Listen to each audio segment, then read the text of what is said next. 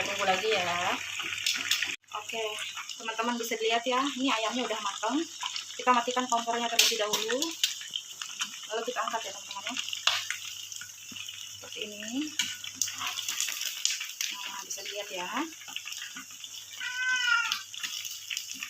Nah, seperti ini teman-teman.